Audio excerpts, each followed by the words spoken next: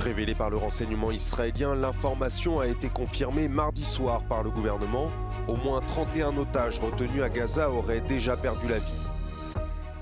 Les Ukrainiennes exigent un service moins long pour les appeler sur le front. Elles veulent davantage de rotation et que les soldats puissent rentrer chez eux. Pas d'immunité pour Donald Trump dans l'affaire de la présidentielle américaine de 2020. Décision prise par la Cour d'appel fédérale de Washington ce mardi.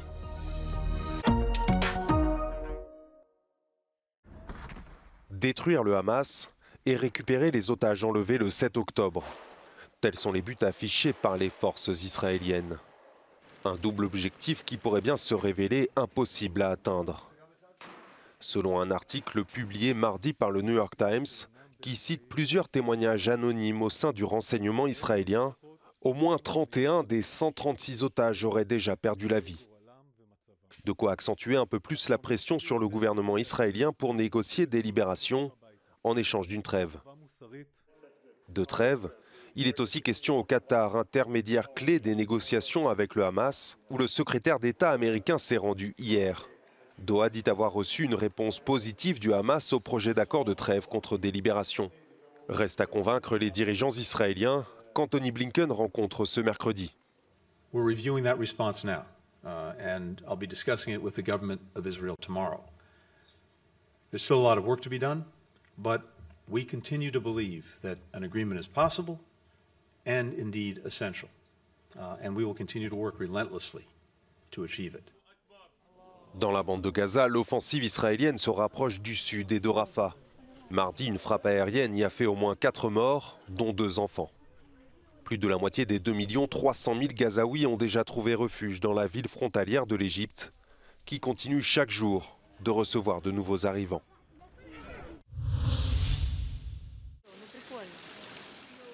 L'Ukraine s'apprête à entrer dans sa 3e année de guerre et prend des mesures pour gérer un conflit de longue durée. Le Parlement débat d'un nouveau projet de loi sur la mobilisation qui prévoit 36 mois de service pour les appelés. Des épouses, des mères et des grands-mères se mobilisent et exigent de réduire à 18 mois de service pour ceux qui combattent en première ligne. Elles veulent davantage de rotation, que les mobilisés soient plus nombreux, mais leur service moins long. Мій чоловік 2 роки вже знаходиться в зоні бойових дій. За цей весь час в нього було 30 днів відпустки і виводили їх тільки на ротацію на 1,5 місяця і все. Наших чоловіків мають замінити, вони мають мати час на відпочинок. І потім, якщо вони захочуть повернутися, то так. Ми за те, щоб війна продовжувалася, доки ми не вийдемо на кордони 91-го року. У мене є син, йому 3 роки. Тобто більшість частину його життя його тато був відсутній. І це накладає якісь свої відтінки. Це не мітинги про зупинення якоїсь війни чи ні. Це про те, що хлопці виконують свій громадянський обов'язок. Як будь-якого громадянина нашої країни, хлопці повинні мати не тільки обов'язки, а й права. Я бабушка військового. Хлопці з першого дня воюють, їх немає заміни. Дуже багато загиблих, хлопці виснажені. І треба їм, щоб або чіткі терміни служби мобілізації, короткі терміни. Буде більше бажаючих на мобілізацію. Будуть знати, що вони зможуть повернутися. Це не до кінця війни. Хто виживе, той повернеться. Valérie Goria est l'envoyée spéciale d'Euronews en Ukraine. The Ukrainian Army Command says it needs 500,000 new recruits to reinforce troops, replace losses and give some relief to those who've been on the front for 2 years. And these women, as many families in Ukraine, believe that reducing active service time can only boost morale and increase chances of victory. I'm Valerie Goria in Kyiv for Euronews. Pas d'immunité pour Donald Trump dans l'affaire de la présidentielle américaine de 2020. C'est ce qu'ont décidé les juges de la Cour d'appel fédérale de Washington ce mardi. L'ancien président américain, grand favori des primaires républicaines, est accusé d'avoir tenté d'inverser illégalement les résultats de l'élection présidentielle de 2020. Le procès, initialement prévu en mars, avait été reporté suite à l'appel de Donald Trump. Ce dernier tente de repousser toutes les affaires dans lesquelles il est englué à l'approche de la prochaine présidentielle prévue en novembre.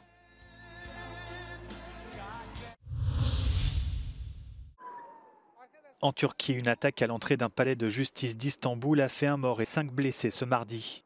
Les 2 assaillants qui ont été tués étaient selon les autorités membres du DHKPC, une organisation d'extrême gauche considérée comme terroriste par Ankara et ses alliés occidentaux. Saat 10.30-11 suları arasıydı. İçeri işlem yapmak için gelmiştim adliyeye. Giriş yaptıktan bir 5-6 dakika sonra çatışma sesleriyle zaten bir panik yaptık. Hemen anonslar falan edildi. İçeride bir polis memuru vuruldu. Terör saldırısı diye adlandırıldı. Hepimizi zaten kafeterya bölümlerine doğru uzaklaştırdılar. Sonra polis memurunun biz kan içinde yere düştüğünü gördük. Ondan sonra zaten hepimiz panikledik. Canavliyle hepimiz sağa sola kaçtık zaten.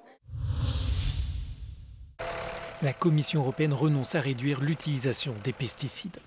Ce retrait annoncé mardi par la présidente de l'institution marque la première victime législative des manifestations des agriculteurs.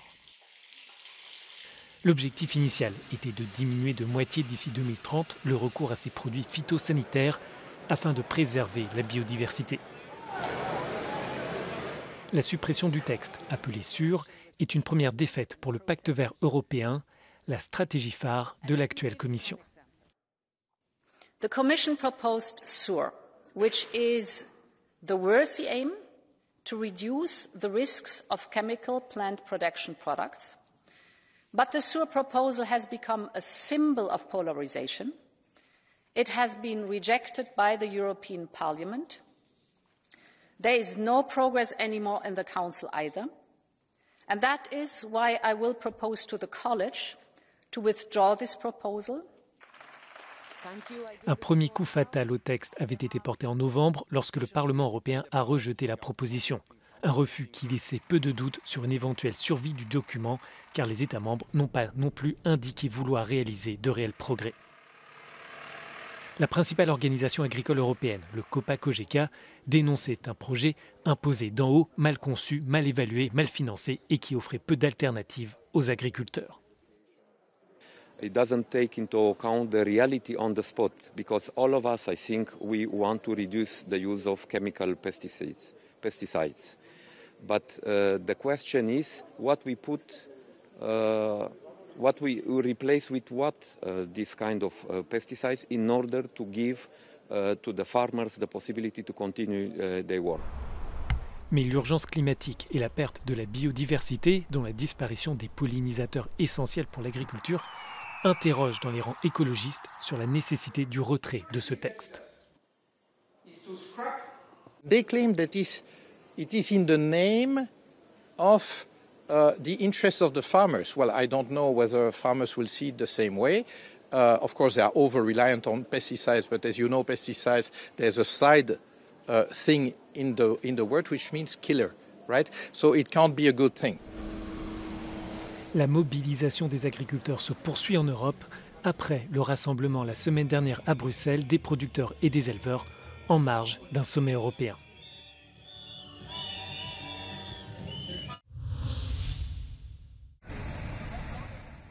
Les manifestations d'agriculteurs se poursuivent en Europe malgré les dernières concessions de l'Union européenne et de certains gouvernements. Ici en Bulgarie, les agriculteurs dénoncent le manque de soutien financier face à la hausse des prix et une réglementation européenne en matière d'écologie, selon eux, trop contraignante.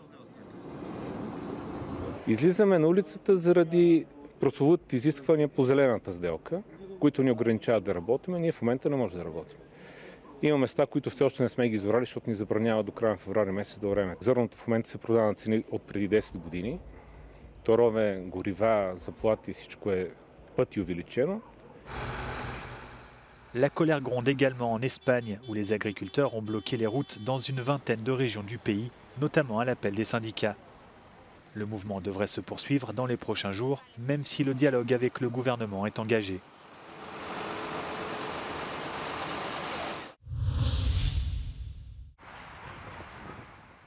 Les Azerbaïdjanais se rendent aux urnes ce mercredi pour une élection présidentielle anticipée. La réélection du dirigeant sortant Ilham Aliyev semble assurée. Les principaux partis d'opposition ont décidé de boycotter le scrutin. La popularité d'Ilham Aliyev a augmenté après l'offensive militaire azerbaïdjanaise dans la région du Haut-Karabakh et cela se ressent dans les rues de Bakou. Seçkidə iştirak edəcəm də, qalib liderimizə də mən səs verəcəm, İlham Əliyev cənablarına. Yəni ki, o 44 günlük müharibədə torpaqlarımızı aldı, müəyyən çoxlu işlər görübdü, şəhər bizə, gənclər üçün. Hər bir şərait, yəni tələbələr üçün, yuxarı yaşlı insanlar üçün, hər birimiz üçün gözəl şərait yarandı. Ölkənin rifah səviyyəsi, yəni normal səviyyədədir, əla səviyyədədir hər zamanki kimi. Və bundan əlavə 30 illik Qarabağ həsrətimizə son qoymuşdur.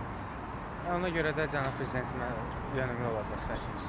Pourtant, selon l'opposition, la situation actuelle ne permet pas la tenue d'élections démocratiques. Очень много журналистов, политических активистов находится в тюрьмах. В Азербайджане более 200 политических заключенных. Избирательный закон с серьезными проблемами. Все избирательные комиссии фактически находятся под влиянием властей. De nombreux opposants accusent les autorités d'avoir convoqué ces élections anticipées 14 mois à l'avance pour empêcher l'opposition et les Azerbaïdjanais qui prônent des changements démocratiques de se préparer au vote. 4 boulons manquaient sur le 737 d'Alaska Airlines, dont une porte s'était détachée en pleine ascension de l'avion le 5 janvier dernier. C'est la conclusion de l'enquête de l'Agence américaine de sécurité des transports. Les enquêteurs mettent en cause Boeing. Selon eux, des employés de l'avionneur ont retiré les boulons lors d'une inspection de l'appareil en octobre de l'année dernière. Peu après l'incident, la compagnie United Airlines avait trouvé sur des appareils du même modèle des boulons qui nécessitaient d'être resserrés.